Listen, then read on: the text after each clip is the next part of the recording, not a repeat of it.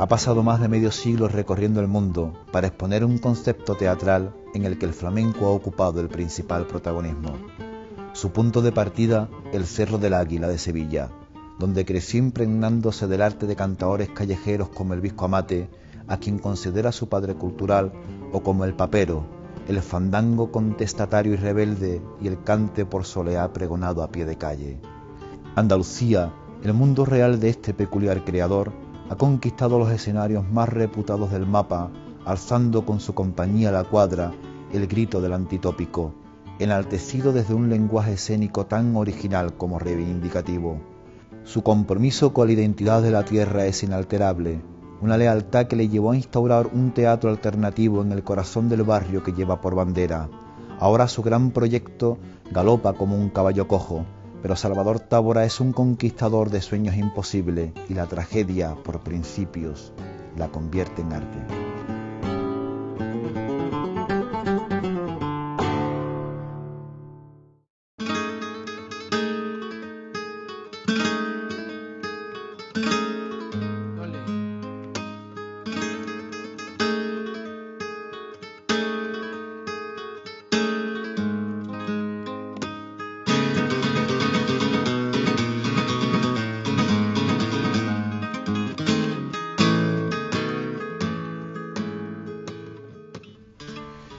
Salvador, corren malos tiempos para el arte y más para el arte que pretende ser independiente, ¿no?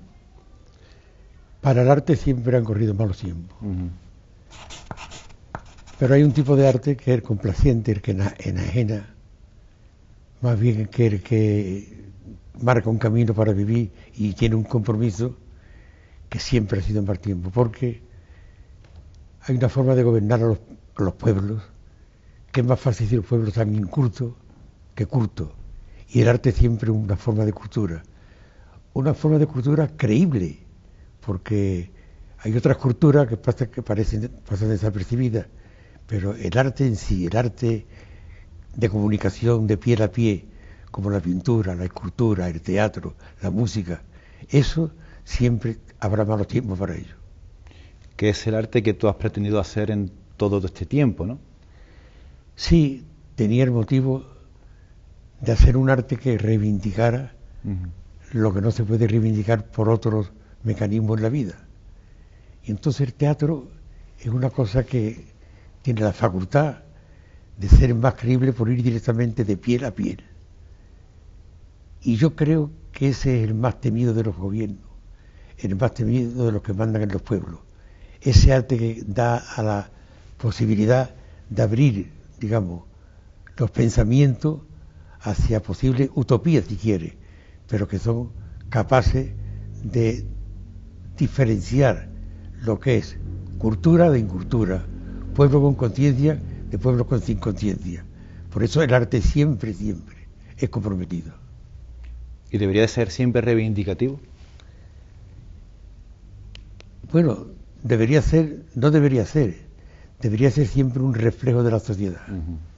Y si la sociedad prácticamente está como, te digo, paralizada, obstacularizada por ciertos movimientos políticos, el arte siempre ha sido algo que ha ido por delante de la política. Por eso yo creo que quitar el arte a un pueblo es quitarle la vida, y quitarle la identidad, y quitarle todo lo que hace feliz a los hombres, que es sentirse satisfecho de su forma de ser. Y en estos momentos, Salvador, que estamos viviendo de tanta perturbación política, social, ¿la política se está apoderando del arte? No es que la política se esté apoderando del arte. ¿Los políticos? Tampoco creo, la palabra los políticos tampoco no me encaja del todo. Hay políticos honrados y políticos vocacionales y políticos que están dando, digamos, la vida por la mejora de los pueblos. Pero sin embargo la palabra los políticos hay unos sectores que no podemos llamarle ni políticos siquiera, porque están despegados tan indiferentes al sentir de la sociedad, que no podemos llamarle ni políticos siquiera. ¿Y el flamenco dónde queda en todo esto, Salvador? El flamenco, como siempre, el flamenco siempre queda en ese sector del sufrimiento que tienen los pueblos. Por eso es lo primero que piensan los gobiernos en callar, esa voz creíble del flamenco. Lo que ocurre es que el flamenco, para ser lo eficaz que debe ser, tiene que partir de un sufrimiento, de una verdad vivencial. Y hay veces que no, hay veces que el flamenco aparece como una especie de capricho musical. Y los caprichos musicales no son más que caprichos. El flamenco nunca podrá pertenecer a un género musical. Yo pienso que el flamenco es un grito siempre del sufrimiento. Cuando los sufrimientos se aminoran, el flamenco pierde su intensidad. Por eso estos momentos son muy buenos para el flamenco. Por eso es tan controlado el flamenco.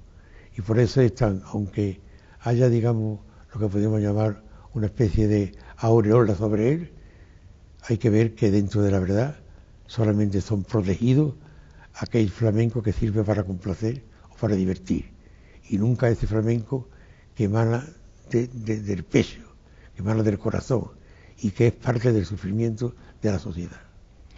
¿Esa necesidad vivencial es la que tenía el Visco Amate? Sí. El Visco Amate yo siempre hablo del Visco Amate, porque se crió, como todos nosotros, los niños de la posguerra, se crió en el barrio de Cerro del Águila, y el Cerro del Águila estaba muy lleno de motivos para el flamenco. Y el Visco Amate tuvo la capacidad de recoger del pueblo todo lo que emanaba y hacerlo el grito individual y solitario, pero eficaz del flamenco, porque no cantaba lo que le apetecía, sino lo que quería cantar para ayudar a su barrio a vivir. Yo creo que el Visco Amate, para mí, es uno de los personajes clave en la historia andaluza. ¿Y molestaba mucho el Visco Amate con su cante en aquella época, Salvador? Claro, molestaba, como los escultores molestan cuando hacen una obra que no corresponde al gusto oficial. Es normal. Yo creo que molesta todo lo que no va en camino de la complacencia. Todo lo que es complaciente hay que dejarle paso y abrirle. Pero lo que molesta hay que cortar el paso. Y al cortar el paso de lo que molesta, se corta el paso de la vida de mucha gente. ¿Y ahora es quién molesta en el arte? Pues ahora yo creo que molestan, en este momento, están molestando los que han reivindicado y los que han clasificado la forma de gobernar como en tiempos atrás. Yo creo que una mirada al pasado nos viene muy bien cuando la modernidad y las conveniencias y el atrevimiento de ciertos sectores quieren apoderarse de todos los movimientos del pueblo. Y entonces yo creo que ahí es donde está la clave. Hay que estudiarlo. Y el momento que tenemos ahora es muy eficaz para ver qué sale. Y sobre todo muy eficaz para lanzar experiencias. Y esa lanzada de experiencias, algunas de ellas, pienso que nos ayudarán. ¿Y el arte puede hacer daño a la política, Salvador? ¿O son los políticos los que le temen a los artistas? No, el artista siempre ha hecho daño. Siempre ha hecho daño. Siempre ha hecho daño a la sociedad en general, siempre ha hecho daño. Porque el arte es... Bueno, daño en el sentido de la reivindicación, ¿no? Estamos hablando de eso, ¿no? Daño, digamos, somos los gobernantes. Exactamente. Los gobernantes. Eso. Hay unos cantes del Visco Amate que decía siempre muchas cosas de sufrimiento, sí, pero de una forma poética y artística tan importante que parecía que no molestara a nadie, ¿no? Yo recuerdo un cante que hacía cuando en este país estaba prohibido el sexo hasta sus máximas consecuencias, y decía: Cuando entro en tu jardín, piso con mucha finura. Cuando entro en tu jardín, las flores se vuelven locas y tienen celos de mí porque te beso la boca. Eso en aquel tiempo era un canto a la libertad y era contar poética, dicho por el Visco, que los niños que lo escuchábamos desde el mostrador, desde el pie del mostrador, íbamos siempre detrás del Visco a ver quién los cantaba. Y era, todo lo que cantaba era maravillosa. Cosas de tipo, ¿cómo te diría? Como de satisfacción artística, pero no de divertimiento. Y era un vagabundo que vivía debajo de un puente, ¿no? Vivía debajo de un puente y no tenía ningún problema. Yo digo que el problema del Visco era vivir, nada más. Su vino, su mostrador, los nudillos de sus dedos y sus cantes. Y no tenía ningún problema con Hacienda, jamás. Yo creo que el Visco Amate tenía un fandango, un canto para todas las situaciones sociales. La pisan los caminantes, la retama del camino, la pisan los caminantes. Y a la hija del obrero la pisan 4 tunantes, de esos que tienen dinero. Yo creo que no se puede ser más sintetizador de un problema de la sociedad. Yo creo que era así en todos los sentidos. Pues los tunantes parece que vuelven otra vez a pisotear a las hijas de los obreros, ¿no? No se han ido nunca. Estamos como volviendo otra vez a esa etapa. No, pero estaban como las lagarteranas, estaban, digamos, como disfrazados. Han estado ocultos, han estado pareciendo que no, hasta que ahora se han destapado y claro, prácticamente se ayuda. Pero yo creo que es una situación, pienso que es importante y clave para terminar con ella. Hay que volver a pensar en aquellos grandes pensadores. Hay que volver a leer, a amar y a leer a todos los que escribieron a Unamuno, a leer a todos los que en aquel tiempo decían cosas interesantes que decir. Yo creo que de todas maneras me parece que el momento, en vez de ser, digamos, como un momento más, es un momento provocador. Y el momento provocador es siempre bueno para sacarte lo que tienes que decir. Y ahí está el artista, ahí está el artista. Pero cuando el artista es prácticamente absorbido por una especie de movimiento social y se pierde en ese movimiento social, entonces deja de ser el artista. Salvador, yo que vivo en esto del periodismo y que estoy todo el día con muchos artistas, los artistas en el plano de la intimidad se quejan mucho, pero después, en el mundo del flamenco, por ejemplo, falta unión, parece que se tiene un miedo tremendo a protestar. ¿Esto ha sido toda la vida igual en el flamenco? El flamenco es un grito individual, está claro. Muy individualista, ¿no? Muy individual. Yo en los espectáculos míos, cuando hay coros, lo que trato es de hacer un grito coral, reivindicativo y colectivo de una forma particular de ver la vida. Porque el flamenco siempre es muy individual. Nosotros empezamos, yo creo que la historia de la cuadra va a ser muy significativa cuando se ponga en su lugar.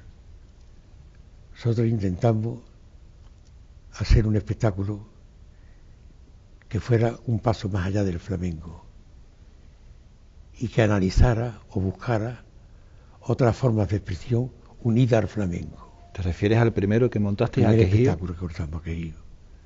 Eso marcó un camino. El camino al principio de los 70, 71, 72, en el 71, 79, 70. Había un grupo en Lebrija, el Teatro Estudio Lebriano, que iba a un festival de Nancy, un festival internacional de teatro. Y entonces fue aconsejado por Monleón en que faltaba en ese espectáculo que llevaba, que era un espectáculo genial en aquel tiempo, porque no obedecía al teatro, a ese teatro de función convencional, que le faltaba el grito popular del flamenco. Y entonces, por ciertas circunstancias, yo llegué a ocupar ese sitio. Entonces entendí que el flamenco ocupaba la categoría de comunicación exactamente al mismo nivel que la palabra, al mismo nivel que la palabra o que la acción.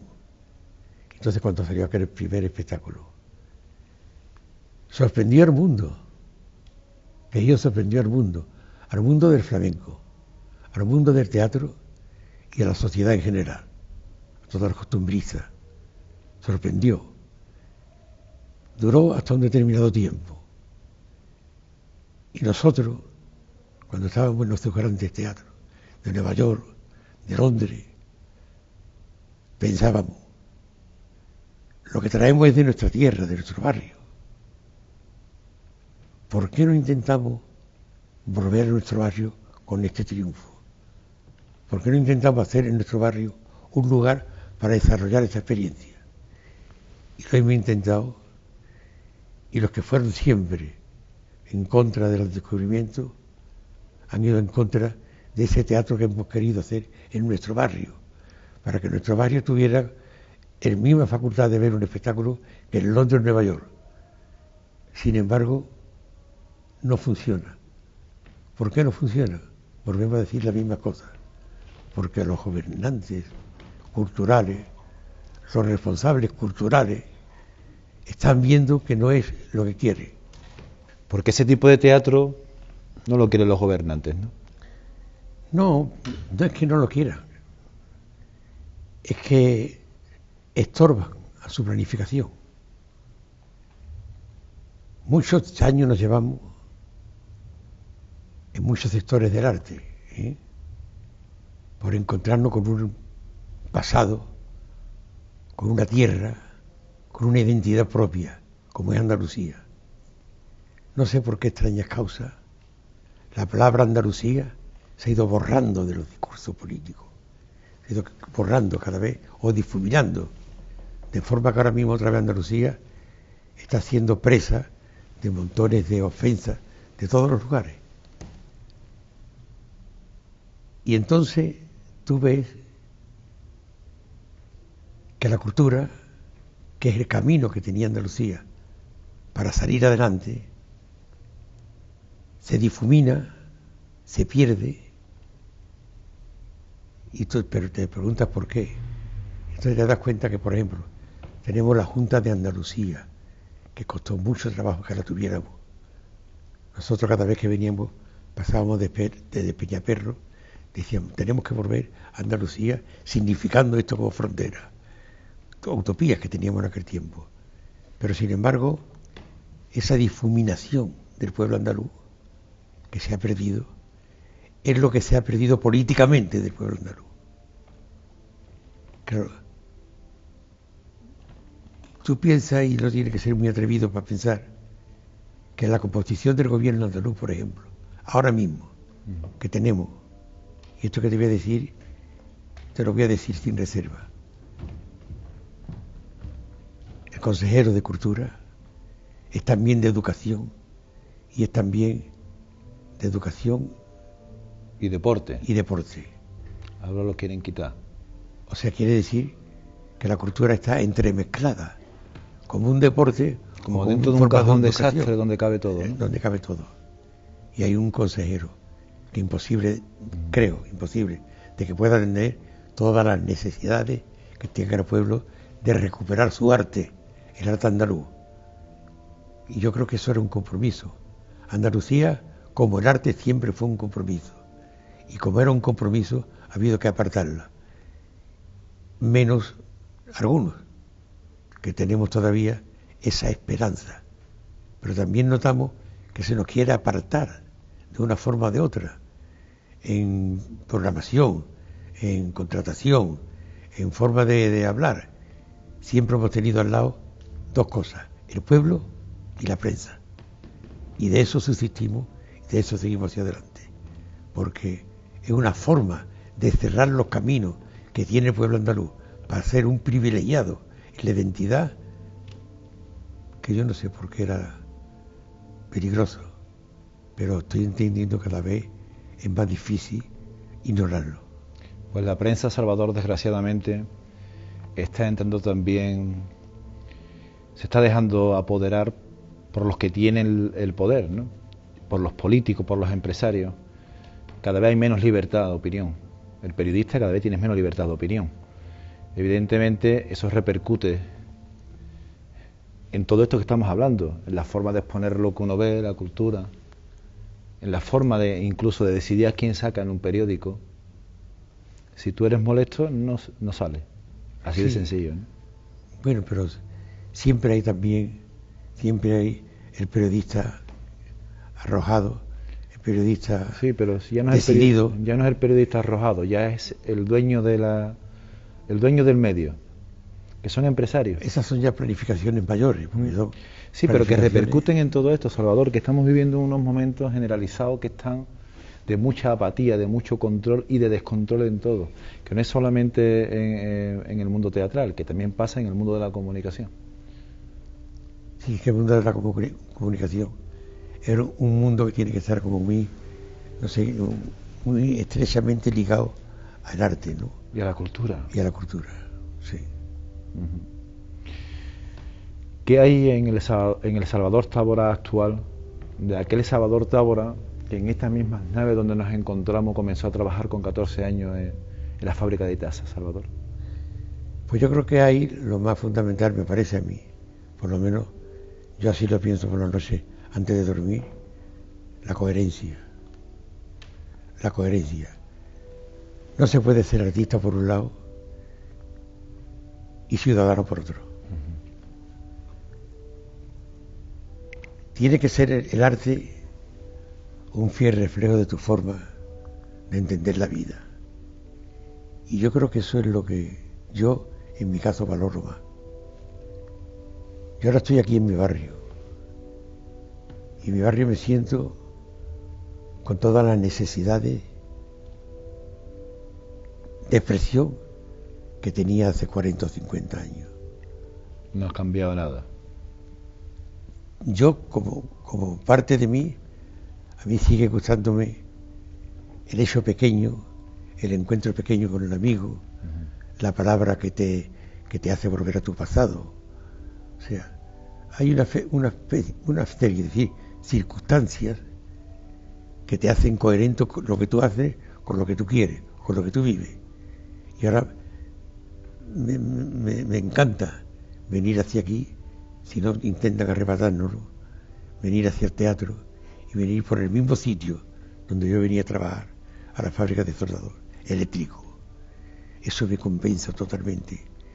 Y llegar a casa y ver la lluvia caer en los mismos lugares que la veía caer cuando pequeño, eso es cosa que me dan vida. Y llegar aquí a veces no sé si soy artista, si soy el autor del espectáculo o vengo también a echar las 8 horas de trabajo. Porque estas 8 horas de trabajo que echábamos aquí entonces, pues me parece que tienen el mismo sentido. Y yo creo que eso me parece que es lo importante. Por eso, yo cuando miro lo que hemos hecho, no le doy ninguna importancia. Para mí ha dejado de tener importancia Londres, Nueva York, Berlín, ha dejado de tener importancia. Tiene importancia mi barrio, mi casa y mis amigos. Y lo que pueda producir el arte que se extraiga de mi forma de entender y ver la vida. Salvador, hay quienes han pensado, incluso quienes han escrito, que tu concepto creativo teatral está lleno de tópicos de Andalucía. Sin embargo, tú dices que es lo contrario, ¿no? Claro, porque es posiblemente un antitópico. Está en el tópico, pero en la raíz del tópico. En la raíz del tópico siempre hay una verdad. Siempre hay una verdad en la raíz del tópico. Los toros es un tópico, pero en los toros está la muerte. Y la muerte no es un tópico. Y está por la forma de ser y de vestir, una forma de ser andaluz. Andalucía, el toro, si no comulga el torero con el arte, no es posible. Hay una comunión con el arte y con el peligro. Y es tópico cuando no está la muerte ahí, cuando está en una zarzuela, pero no cuando está en la plaza o está, digamos, en cualquier otro lugar, aunque no sea el toro. Andalucía es un gran, yo diría, un gran encuentro con el pasado histórico de la civilización europea. Por eso tenemos tantísimas cosas que en cuanto se tocan, uno las hace en tópico y otro las hace en verdades. Por ejemplo, el flamenco. El flamenco no es un tópico, es una forma sufrida de expresión. Sin embargo, hay quien la ha hecho tópico. Yo hacía el otro día una especie de artículo que empezaba así: ¿dónde estás, Andalucía? Que otra vez te han puesto la peineta que tiraste al suelo dolorida. Los que se han subido al tren de nuestro grito, mientras toman el sol 2000 parados y se secan de rabia los olivos. Esa es la forma que yo pienso que tiene el artista de expresar su dolor. Y esas serían las palabras que yo tengo hoy para expresar el malestar que me causa cosas que estoy viendo y que estoy sufriendo. Y yo creo que ahí el arte no tiene discusión, porque ahí va por delante de cualquier cosa lo que sufre una persona concretamente en ese momento, y no por ningún tipo de convención, para nada, sino por encontrarse a sí mismo. De todas formas, no hay que avergonzarse tampoco de las raíces de Andalucía, ¿no? Ni tampoco hay por qué avergonzarse de aquellas cosas que dicen que son tópicos, ¿no, Salvador? No, es que el tópico, lo que no existe, el tópico prácticamente eso, por ejemplo, una corrida en una zarzuela, eso es un tópico, ¿no? Una mujer con mantilla, te diré a ti, pues no sé, en una película donde el tema sea de cualquier otra.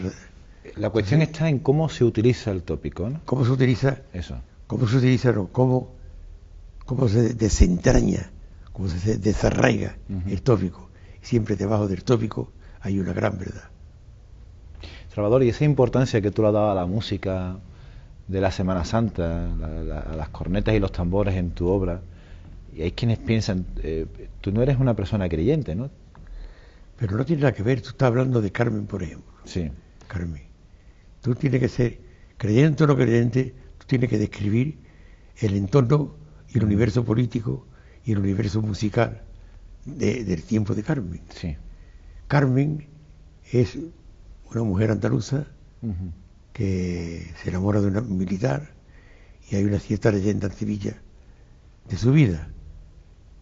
Pero ese militar está rodeado de una musicalidad, de un universo sonoro. Entonces, cuando yo hago una versión o una semblanza de Carmen, pongo ahí la banda de cornetas y tambores, porque es lo que había en este tiempo.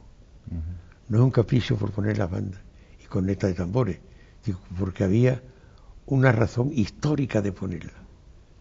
Entonces, para mí, Semana Santa, el toro y el flamenco son tres verdades arraigadas en el alma del andaluz, que cuando se les pinta o se maquillan, ya se está haciendo, yo pienso que un gran daño a Andalucía y al andaluz. Con lo cual, ¿la Semana Santa te gusta? La Semana Santa es que me emociona. No es que me guste, es que me emociona. Y me emociona sin tener excesivamente nada que ver con la religiosidad. Ni de respiradero para arriba. Me encanta de respiradero para abajo. El ritmo, la clase social a la que pertenecían, los costaleros, los olores como el incienso, la vistosidad, todo lo que forma parte de un universo sonoro y estético de nuestra tierra. ¿Y en tu teatro ha dormido el Cristo del abandono del Cerro del Águila, no? También. En las naves nuestras de ensayo, cuando no tenían Cristo iglesia, cuando la estaban haciendo, ¿no? Estaban haciendo la iglesia, allí lo teníamos. y allí se preparaba para Semana Santa. Y cuando salía de aquí del barrio, llegaba a Sevilla con todo el barrio junto. ¿Por qué? Porque venía de una nave industrial de un barrio. Eso era como una conquista. Una conquista, un arrastre. ¿Y qué pasaba por las noches, Salvador? ¿Que se quedaban la gente con el Cristo, las mujeres?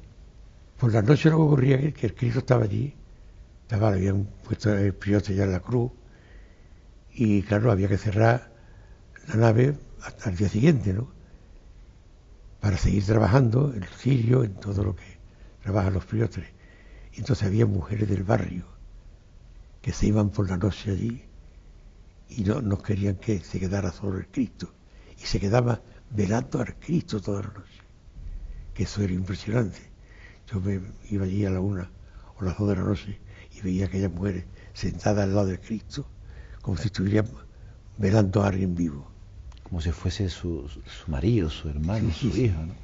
Un familiar. Algo impresionante, era una cosa de una tremenda verdad, de una tremenda religiosidad terrenal, que no divina, y lo que podemos llamar de un gran impacto emocional.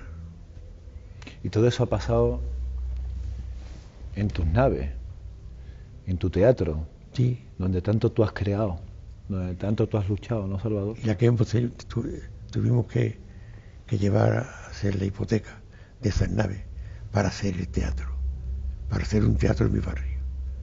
Cambiamos todas aquellas conquistas para hacer un teatro en mi barrio. Y estamos luchando para sacar adelante este teatro, que yo creo que si el barrio sigue luchando y seguimos luchando, vamos a conseguir que siga abierto, porque hay una necesidad de dar un grito desde los barrios a la Sevilla central, y yo creo que vamos a conseguirlo. ¿Te ha merecido la pena la lucha? A veces me lo pregunto eso, Antonio, me pregunto si ha merecido la pena la lucha. A veces, y en estos momentos, me encuentro a veces muy triste con el comportamiento de algunos sectores políticos de Andalucía. Hay veces que me pregunto lo que tú has dicho, pero siempre vuelvo al principio, por tener coherencia conmigo mismo. Me parece que ha sido lo que tenía que hacer y lo que tengo que hacer. Lo que sí es verdad que esta situación que ahora está viviendo tu compañía, el teatro, bueno, ha venido a poner de manifiesto que el mundo del arte sí está unido contigo. Exactamente. Eso es lo que más satisface. El mundo teatral. El mundo teatral, como antes te he dicho, y el mundo periodístico, y parte del mundo político, ¿no? Aquí en este pequeño teatro se han celebrado el nombramiento de los candidatos, de casi todos los candidatos, de los partidos. Y no había absolutamente ninguna disconformidad en que el teatro tenía que ser un bien del barrio.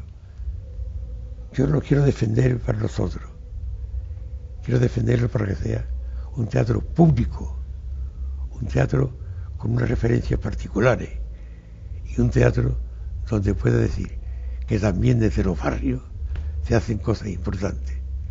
Nosotros lo demostramos en la gira por todo el mundo y ahora queremos demostrarlo y luchar en nuestro barrio. Y Sevilla no viene aquí, ¿no? Una parte selecta de Sevilla. Y la Sevilla de las administraciones públicas, me refiero. La Sevilla de la administración del flamenco, la Bienal. Para nada. Ni las administraciones de flamenco, para nada. Porque ocurre una cosa con nuestra actividad. Es que muchos la encajan exclusivamente en el mundo del teatro. Otros las encajan en el mundo del flamenco. Otros las encajan en el mundo de la acción teatral descubierto, del ritual. Y como hay tantas formas de encajarlo, la administración se lo quita de la espalda así, diciendo esto será del teatro, esto será del flamenco. Y si ese compartimiento, esa riqueza que hay en nuestro trabajo de diversidad de expresiones, es lo que yo creo que hace que no haya una atención importante lo que hemos hecho por el mundo y lo que queremos hacer en nuestro barrio. Sin embargo, Salvador, hay algunos sectores críticos que dicen que la cultura en Andalucía ha vivido mucho de la subvención. Será otra cultura, la del teatro no.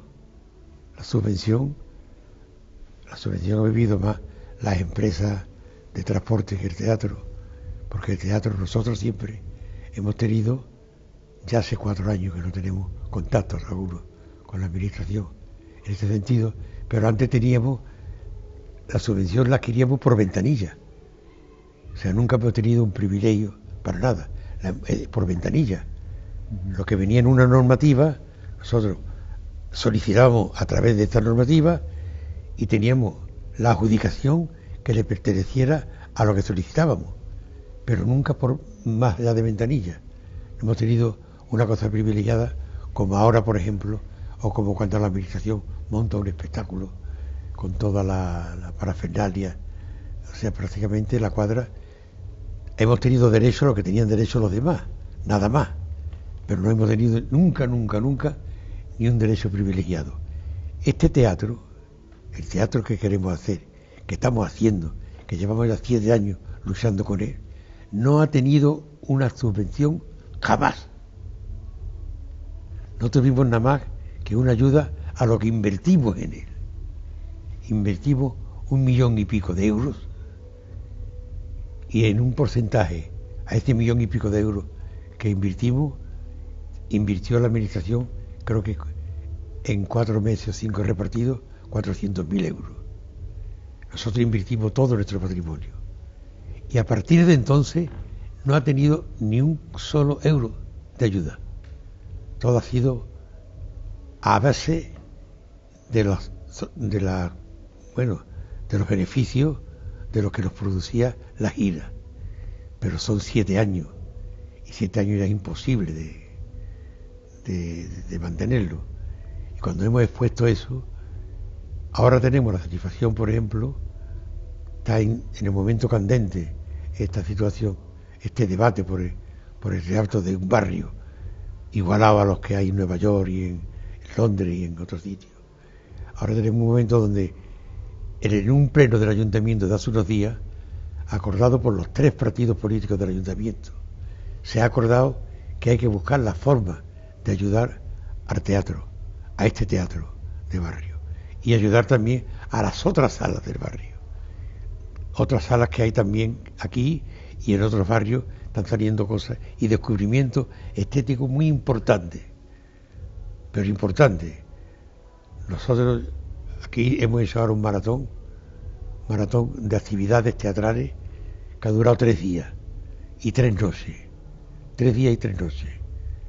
Un poco menos que el de Sabica, pero vamos, eran bastantes, 3 días y 3 noches.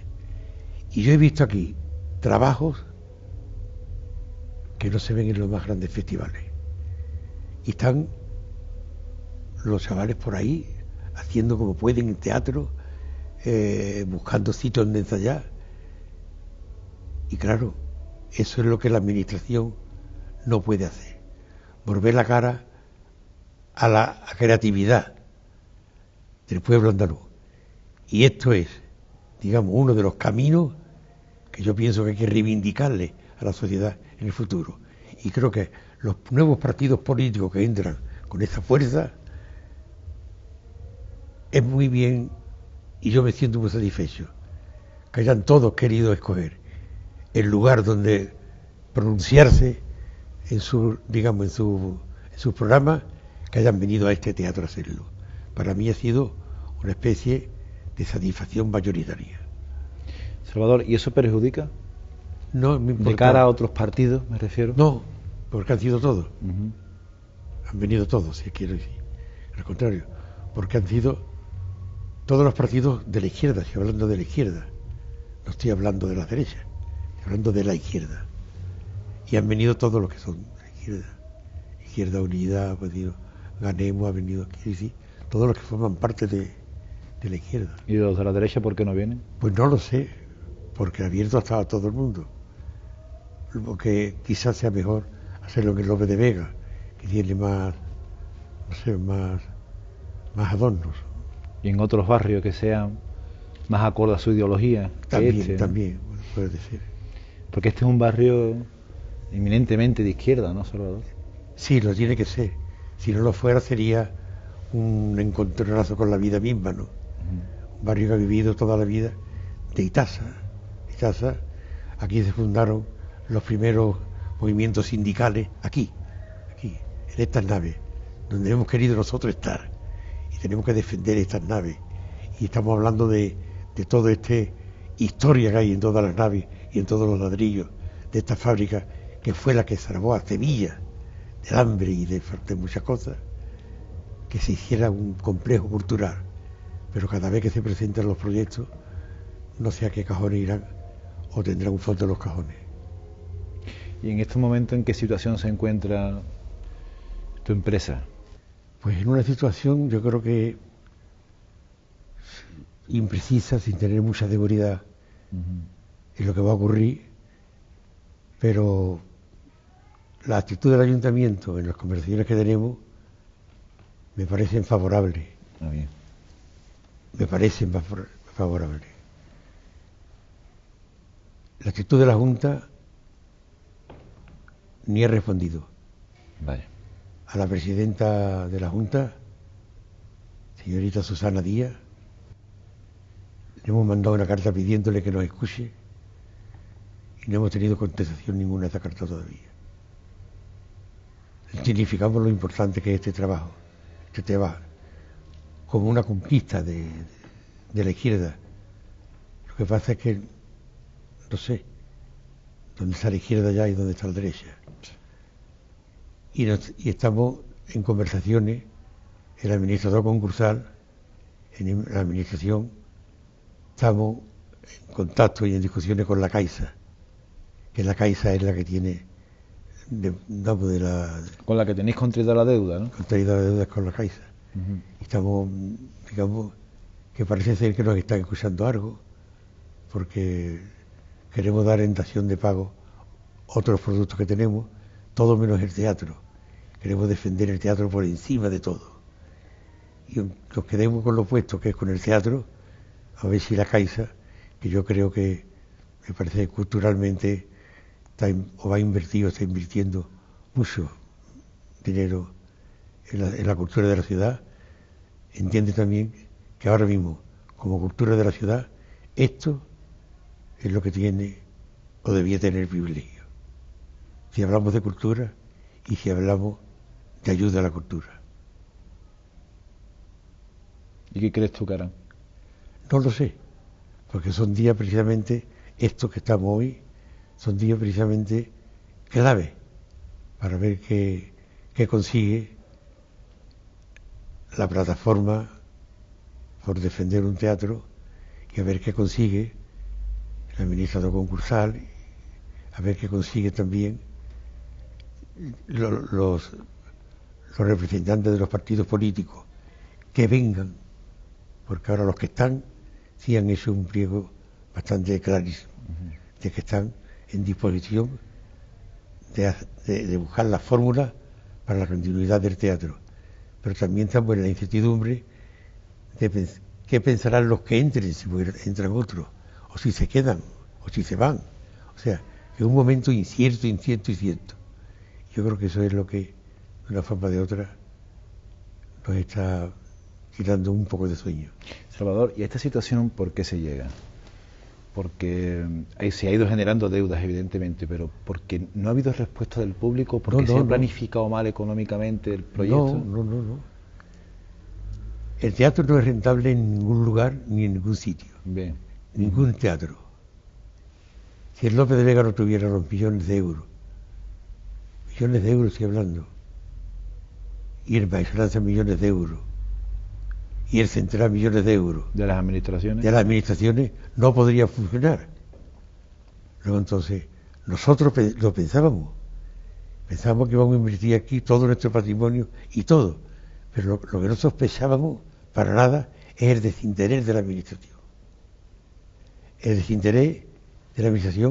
por la cultura de un barrio, por la cultura no convencional, o por la cultura del futuro, o por una cultura como esta de los espectáculos que han conquistado los más grandes teatros del mundo.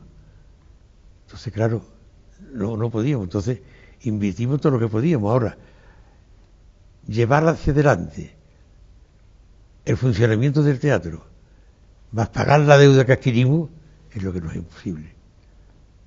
Y por eso estamos haciendo todo lo que se puede hacer en este sentido, sin dejar de trabajar, estando aquí, están todos el equipo realmente dispuesto a resistir lo que podamos. Y lo que yo creo que debe hacer, como decía al principio de la entrevista, lo que debe hacer en los momentos difíciles es arte, comprometerse, un compromiso con su barrio, con el pueblo y con el arte. ¿Y el barrio está comprometido, Salvador? No podemos acusar al barrio que no esté comprometido cuando es un barrio que nunca ha tenido un lugar para ver teatro. No tiene esa cultura, ¿no? Es que no puede tenerla. Es que llevar a un niño al Teatro Alameda a ver una función infantil es que no es fácil todos los días. Y los colegios igual. Entonces por eso cada barrio debía tener el compromiso cultural y el compromiso político en el futuro son los barrios. La creatividad popular, la creatividad en el arte están en los barrios. El buen vivir, el llevarse bien o conectarse una sociedad uno con otro, está en los barrios, donde están las asociaciones. Y esos son los barrios los que tienen que dar el futuro cultural y económico al futuro de la sociedad. ¿Sigues soñando, Salvador? Sigo soñando. ¿Cuál es tu sueño? Sigo con ese sueño. Y creo que voy a despertar, me parece, con los ojos muy abiertos y distinguiendo perfectamente dónde está el bien y dónde está el mal. Pues muy bien, maestro.